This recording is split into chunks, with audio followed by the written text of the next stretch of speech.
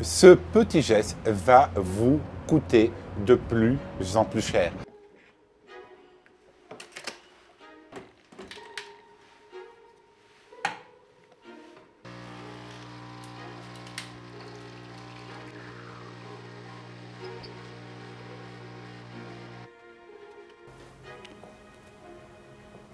Mais pourquoi?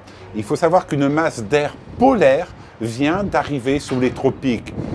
Elle est arrivée par le sud du pays, Santa Catalina, qui a eu des températures de -4 degrés. Elle est remontée sur l'état de São Paulo et elle est arrivée mardi dans le Minas Gerais. On a eu des températures tout d'abord aux alentours de 16 degrés, 10 degrés au matin et aujourd'hui on est tombé à 4 degrés, ressenti -6. Vous avez bien entendu, 4 degrés. Et cette masse d'air polaire sec risque tout simplement d'abîmer les caféiers. Mais pourquoi? Dès que la bourse de Chicago a entendu qu'il va avoir une masse d'air polaire qui va arriver dans les plantations de café dans le Minas Gerais, il faut savoir que le Minas Gerais c'est le premier producteur de café du Brésil. Si ça serait un État, ce serait le premier producteur de café au monde, risque d'être impacté. Pourquoi? Tout simplement car le givre risque de geler les caféiers. Vous allez avoir, si on peut dire, plusieurs choses, plusieurs éléments qui vont engendrer cela. Un sol qui va être sec et un froid très sec qui là risque de totalement geler les caféiers. Je vais vous expliquer à la fin de la vidéo comment protéger son caféier contre le givre. Et j'ai fait un superbe article que vous pouvez lire sur mon blog et je vous offre 10% de réduction sur le site Le Comptoir de Thomas Masina pour découvrir l'ensemble de mes saveurs du monde et notamment ma petite princesse, la première épice qu'on a eue, la vanille de Madagascar. Alors, tout d'abord, il y a une bonne chose qu'il y a eu. La semaine dernière, on a eu de la pluie dans l'État. Donc, qu'est-ce que cette pluie va faire sur la Terre?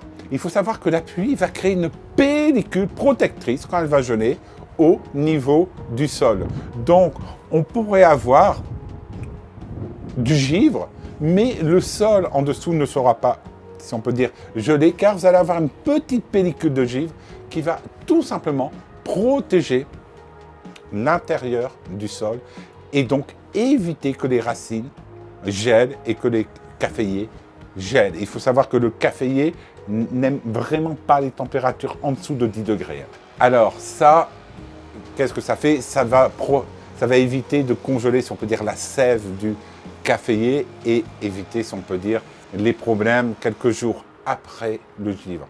Mais cette baisse de température peut engendrer aussi une chose, c'est que la forte baisse de la température, comme on a actuellement, peut, comme ça fait avec votre peau, si on peut dire, brûler les fleurs du caféier, les pousses du caféier, et donc diminuer la floraison et diminuer la récolte de café. Donc vous avez vu qu'il y a deux points. Tout d'abord, le risque que le caféier meure, tout simplement, avec le givre. Donc, qu'est-ce que les agriculteurs font? C'est qu'ils essayent de, si on peut dire, arroser avant l'arrivée du froid et en journée pour créer cette pellicule protectrice. Mais une chose qu'ils ne pourront pas faire, c'est tout simplement protéger les pousses du caféier, les futurs bourgeons, contre le froid qui va totalement les brûler. Et s'ils les brûlent, c'est totalement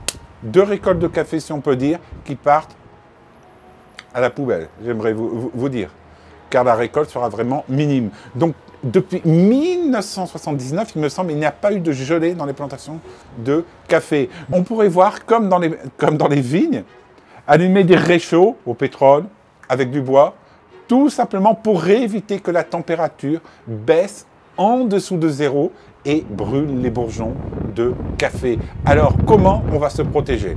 Je vais vous donner 3 solutions pour protéger vos plantations de café, voire vos plantes à la maison. Alors, tout le monde le sait, le givre, les plantes n'aiment pas trop. Même les miennes que j'ai ici, je commence à les préparer, mon panier Pinot par exemple. Comment on peut faire? Il y a plusieurs techniques pour cela. Tout d'abord, le vent. Il faut le couper. Donc, c'est comme on fait en Europe. Vous créez des haies, voire vous mettez des arbres autour de votre plantation. Et là, vous cassez le froid et notamment le vent. Car ici, tout est cultivé dans des montagnes. Ensuite, la deuxième solution, c'est, comme je vous ai dit, il va falloir irriguer le sol pour éviter la gelée à l'intérieur du sol et créer une fine pellicule protectrice. Attention, pas gorger le sol d'eau. Si on peut dire ça, si vous avez ça qui gèle et tout en dessous n'est pas gelé, votre plante aura résisté. Et ensuite, allumer des feux dans les plantations pour éviter que la température baisse. Voilà, je vous ai expliqué les répercussions du froid qui est dans le Minas Gerais. Et dans l'appartement, je suis comme ceci. C'est-à-dire en tenue, si on peut dire, d'esquimau, car au Brésil, les appartements ne sont pas chauffés.